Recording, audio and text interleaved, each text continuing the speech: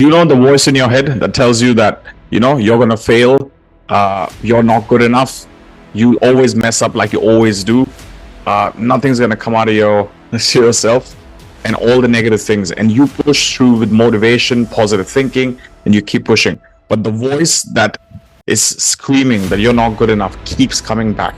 And here's why: because that voice is not yours. It's actually a recording that is written way before you knew that you were learning. It's the script written in your childhood that keeps replaying ever and ever again. And today in this video, if you stick with me till the end, we will read it out loud and finally burn it so you can be free from all the limiting beliefs. You didn't come in this world doubting yourself. No child does. If you see a 2-year-old, they reach out for everything. They try everything. They're not scared to fail. They fail consistently and they don't care, because the failure hasn't been weaponized against them yet. But somewhere deep down, between the innocence and the awareness, something shifted at some point. You realized that your value as a person, as a child, wasn't inherent. It was based on what you did. You got praised if you succeeded. If you failed, you got ignored. You got love when you were good, and you got silence when you were bad. And all this was recorded by your nervous system secretly, because you've recorded everything. And here's what people miss. Your self-doubt is not about you. It's actually about them. Your parents, your teachers, your early world, the people you met. Because they all had their own fears and insecurities, their own wounds, and they had their own scripts running in their background. And without you knowing it, and without them knowing it, they just handed their script to you. When your father said to you, maybe in your childhood, hey, stop crying, be strong, you didn't just hear those words. You actually internalized this as, hey, my emotions are wrong, and me being sensitive is weakness. When your mother said to you, hey, why can't you be more like your brother? Why can't you be more like that kid in school? You just didn't feel compared only, which sucks, but you felt and internalized, I'm not good enough as I am. When you brought a bad grade at school about the B instead of an A, and parents asked you about that A, you obviously felt pressure, but you just didn't feel pressure. You also absorbed that my worth is decided by my performance. Now see, all these people in your life, they all love you. They were not malicious, but they were just unconscious. But the truth is, the unconscious wounds that we carry, given to us by people we love, they still bleed. Now we're going to dive a little bit deeper, okay? I want to walk you through 3 hidden scripts that are running in our heads like recordings going on from time millennia. And once you hear me talk about these, I guarantee you're going to relate and you're going to figure out, oh, wait a second, this is what I'm telling myself. And this is not unique. Everybody has these scripts hidden behind that are making them doubt themselves. And once we learn that these scripts are not ours, and it's been borrowed unconsciously, we can actually finally delete them and rewrite our own scripts. Every person is carrying these 3 hidden scripts from childhood. Let's name them, because if you can name them, you can change them. There's a script in our heads. It says that you are loved for what you do, not who you are. You learned very early that achievement equals to acceptance. So you became obsessed with proving yourself. Perfectionism wasn't a choice, it was a must. It was survival for you as a child. And now you can't rest. You just cannot sit at peace. You're a grown adult now. You are winning. You're actually moving forward in life. But you cannot really feel happy about any of your wins. You cannot celebrate any of your wins. If it sounds familiar, this script might be running inside your head as well. Here's a truth that they never told you. You were never auditioning. You were never out there trying to prove yourself. Love is not something that you have to earn. It's something that you inherently are.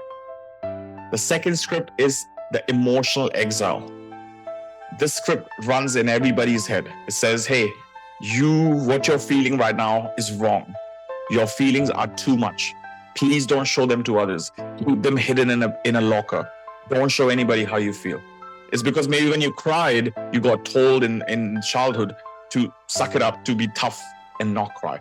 Maybe when you got angry, you got punished. Maybe because when you were very, very happy, you were told to, hey, just chill out, calm down. And you were kind of devalidated. So you learn, hey, the real authentic me is maybe too much.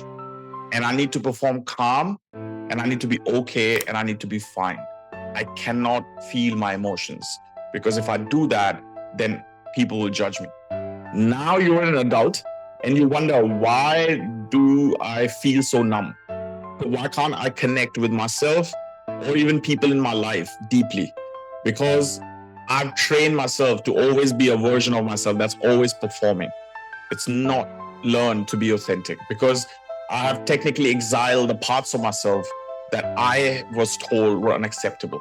And those parts, they still are hidden and are wanting to come home.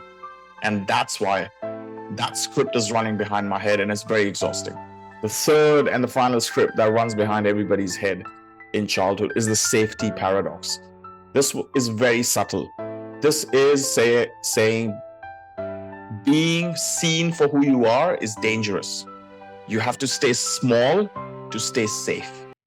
This is the most poisonous hidden script that we all need to be aware of and actually eliminate. Because just like maybe me, you got shamed when you shine brightly.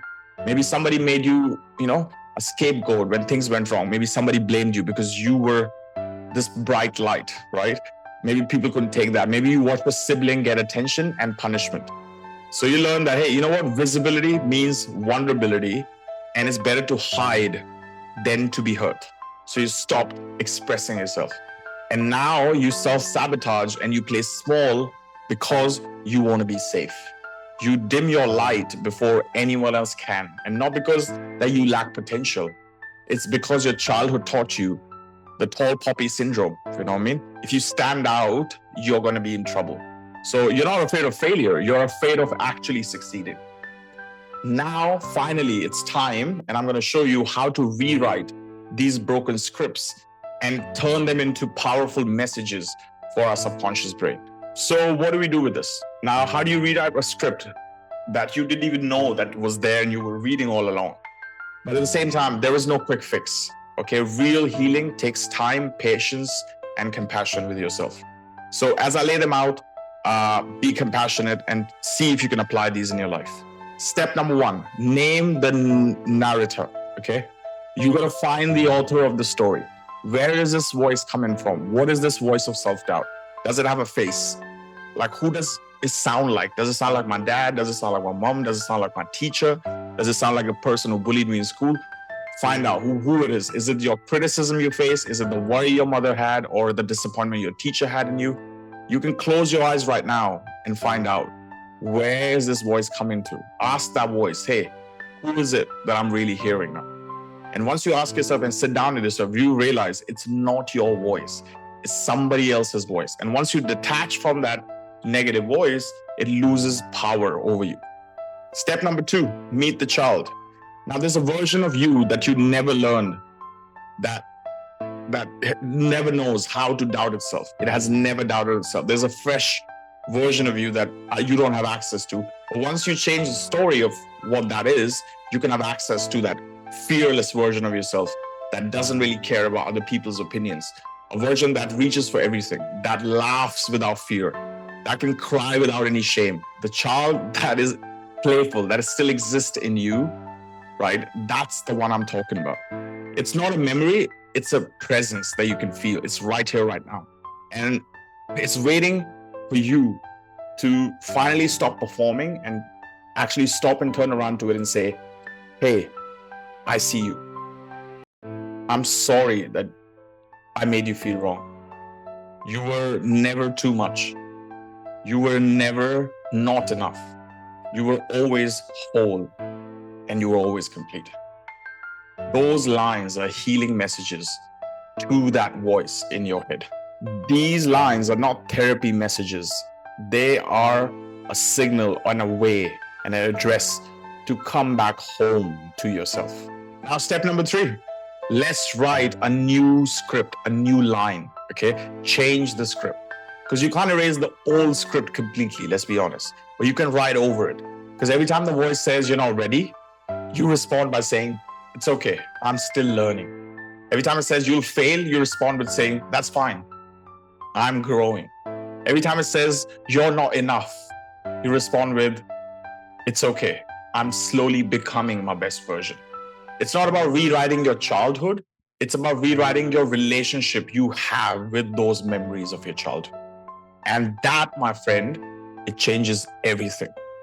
Your childhood gave you a script, but those scripts were just suggestions. They were decided by a very young version of you that didn't really know how to cope with the emotions you had, the failures you had. You've been performing somebody else's fears for so long. And it's time to forget all those old lines that people gave you. The voice of the self-doubt is always like a whisper, and you know whose voice it is if you really listen closely. That means you get to choose if you believe that voice or you don't. And I think we as individuals should completely ignore the voice that makes us feel small and wants to keep us safe and not shine our light because it's lying to us. Because you were never broken, my friend. You were just not taught to believe that you are amazing.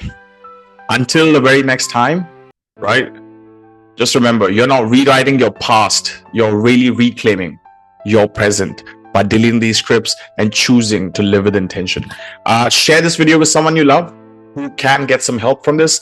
If you like this, please subscribe to the channel and hit the bell icon so you can get the latest videos that we bring in every single week from Feeling Man. Feeling Man is the place you need to be if you are looking for healing your heart, unblocking all your old patterns that are holding you back, and finding that authentic feel-good confidence so that you, like me, can chase your dreams and live your purpose. Until the next time, this is Shay signing off. Peace.